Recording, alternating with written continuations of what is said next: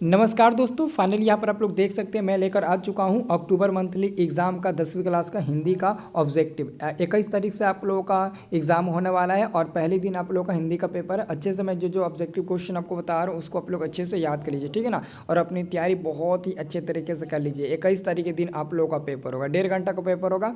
हर बार की तरह दोस्तों इस बार भी वैसा ही क्वेश्चन आएगा। 30 ऑब्जेक्टिव 25 का आपको उत्तर देना है, ठीक है ना। मैं आपको सभी क्वेश्चन बताता हूँ, इसका आंसर भी आपको सब्जेक्टिव का बता दूंगा इसी वीडियो में। आपको सब्जेक्टिव और ऑब्जेक्टिव दोनों का आंसर आपको और पीडीएफ भी आप लोग को दूंगा क्वेश्चन पेपर का, ठीक है ना। तो आप लोग वीडियो को लास्ट तक देखिएगा। और यहाँ पर आप लोग पहला नंबर क्वेश्चन देखिए, संज्ञा के कितने भेद होते हैं।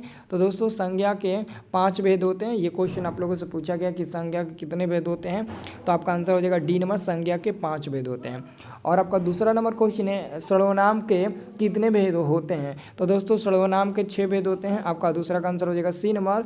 और तीसरा नंबर क्वेश्चन है कि वाक्य के कितने भेद होते हैं। दोस्तों वाक्य के 3 भेद होते हैं, संयुक्त वाक्य और मिश्र वाक्य, एक होता है सरल वाक्य जिसको हम लोग साधारण वाक्य भी बोलते हैं। तो तीसरा का आंसर आपका ऑप्शन नंबर बी हो जाएगा। चौथा नंबर क्वेश्चन, घी शब्द है। तो घी शब्द दोस्तों स्त्रीलिंग का रूप होता है। ऑप्शन नंबर आपका चौथा का बी नंबर बिल्कुल सही जवाब मिल जाएगा, इसे आप लोग याद कर लीजिए।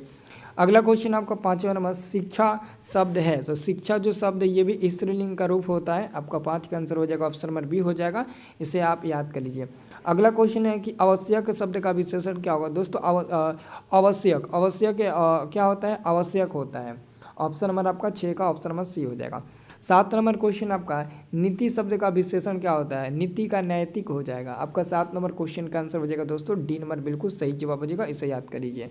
और 8वां नंबर आपका क्वेश्चन है कि कपीस शब्द का संधि विच्छेद क्या होगा। कपीस शब्द का आपको संधि विच्छेद देखना है कि क्या होगा। तो इसका सही जवाब हो जाएगा ऑप्शन नंबर बी हो जाएगा, कपी प्लस इस। ऑप्शन नंबर आपका 8 का बी नंबर हो जाएगा। 9 नंबर क्वेश्चन है कि हाथ मलना मुहावरे का अर्थ होता है।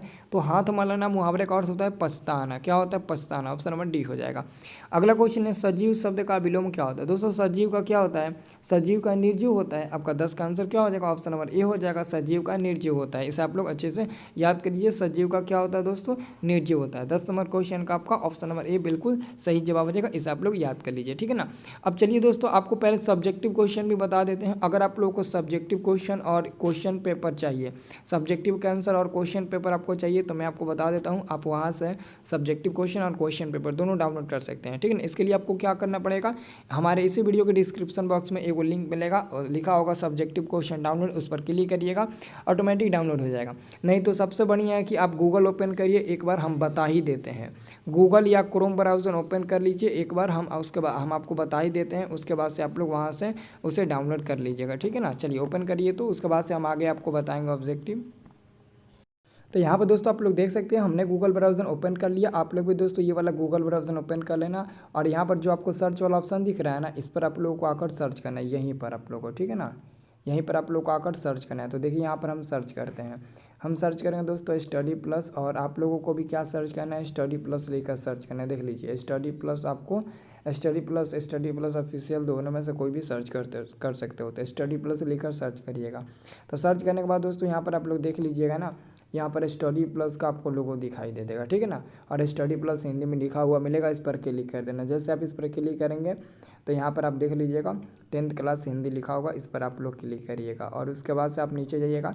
तो अगर आप 2025 का तैयारी बिल्कुल फ्री में करना चाहते हैं, बिल्कुल फ्री में, तो आप लोग इस व्हाट्सअप ग्रुप को ज्वाइन कर लेना, क्योंकि 50,000 लड़के इस व्हाट्सअप ग्रुप में हैं। और आप लोग भी इस ग्रुप को ज्वाइन कर लीजिएगा ना, तो आप भी उनके जैसा बन जाइएगा और आप भी बोर्ड एग्ज़ाम 2025 में बहुत अच्छे नंबर लाइएगा, ठीक है ना। तो यहाँ से आपको फ्री में पढ़ाया भी जाता है, तो आप लोग ग्रुप ज्वाइन कर लीजिएगा। उसके बाद से यहाँ पर आप लोग सब्जेक्टिव क्वेश्चन देखिए, ऑप्शन दिया ना सब्जेक्टिव क्वेश्चन डाउनलोड करने का, यहीं से आप लोग सब्जेक्टिव क्वेश्चन डाउनलोड करिएगा और यहाँ से आप क्वेश्चन पेपर, ठीक है। तो अब दोस्तों चलिए हम आपको आगे क्वेश्चन बता देते हैं, जितना तक बताए थे उसके आगे, ओके।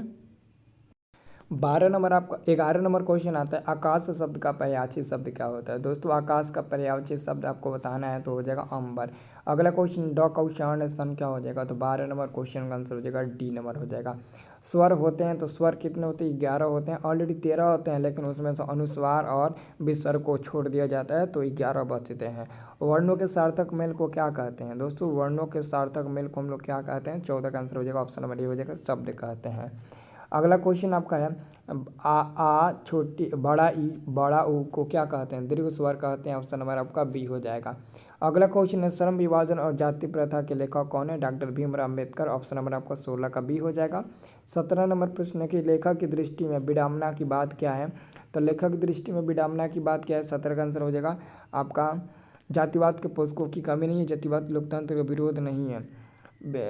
लेखक की दृष्टि में विडंबना की बात क्या है? तो जातिवाद के पोषकों की कमी नहीं है। जातिवाद के लोग, ये गलत है। जातिवाद उचित है, ये भी गलत है।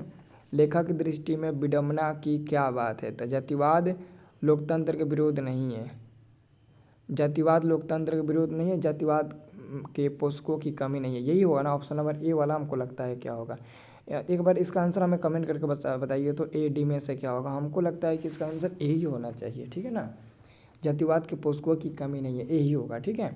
अब देखिए अगला क्वेश्चन है कि लेखक की दृष्टि में आदर्श समाज कैसा होना चाहिए? जिसमें समानता, स्वतंत्रता, भ्रातृत्व का भाव हो, वो होना चाहिए। तो डी नंबर हो जाएगा। अगला क्वेश्चन है लेखक बेरोजगारी का प्रमुख और प्रत्यक्ष कारण किसे मानता है? तो जाति प्रथा को। अगला क्वेश्चन है कि अंबेडकर की दृष्टि में भाईचारे का वास्तविक रूप कैसा है? तो दूध और पानी के मिश्रण की जैसा। ऑप्शन नंबर आपका बी नंबर सही जवाब मिल जाएगा 20 का। 21 नंबर क्वेश्चन है 20 के दांत शीर्षक कहानी के कहानीकार कौन है? तो दोस्तों हो जाएंगे नलिनी बिलोचन शर्मा, ठीक है। अगला जिनका जन्म 18 फरवरी 1916 ईस्वी में हुआ था पटना में। अगला क्वेश्चन गिरधर लाल कौन है? तो ये मदन के पिता है। ऑप्शन नंबर बी हो जाएगा 22 का। 23 नंबर प्रश्न है कि सेन साहब अपने पुत्र को बनाना चाहते थे। दोस्तों सेन साहब अपने पुत्र को बिजनेसमैन इंजीनियर बनाना चाहते थे। ऑप्शन नंबर सी हो जाएगा। कासू मदन के साथ किस खेल में शरीक होना चाहता था? तो ये लट्टू में ना। ऑप्शन नंबर डी हो जाएगा। अगला क्वेश्चन मदन ने कासू के कितने दांत तोड़ डाले थे? तो 2 को दांत तोड़ डाले थे। ऑप्शन नंबर आपका ए हो जाएगा।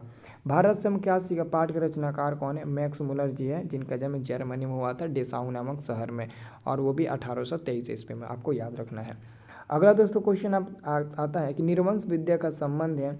निर्वंश विद्या का जो संबंध है तो वो किससे है? तो वनस्पति विज्ञान से हो जाएगा। अगला क्वेश्चन वारेन हेस्टिंग्स कौन था? तो भारत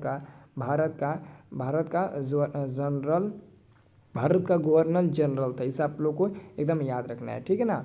और 29 और 30 नंबर क्वेश्चन आपको ऊपर मैं छोड़ रहा हूँ कि इसका आंसर आप क्या बताना चाहते हैं। देखिए ये 29 नंबर क्वेश्चन है प्लेटो का संबंध किस देश से है? यूनान देश से है। चलो मैं ही खुद बता देता हूँ। और अगला आपका क्वेश्चन है कि शाहनामा का रचनाकाल है 5वीं, 6वीं, 7वीं, 10वीं। तो हम 7वीं ना होगा, इसमें थोड़ा सा कन्फ्यूजन है 30 नंबर क्वेश्चन में, ठीक है ना। बाकी आप लोग को मैं 2 क्वेश्चन का अधूरा आंसर आपको बताए हैं, और बाकी आप लोग 25 को ही का उत्तर दीजिएगा एग्ज़ाम में 30 में से, ठीक है ना। और सब्जेक्टिव क्वेश्चन जाकर डाउनलोड कर लीजिए। सभी लोग वीडियो को लाइक करना, चैनल को सब्सक्राइब भी कर लीजिएगा।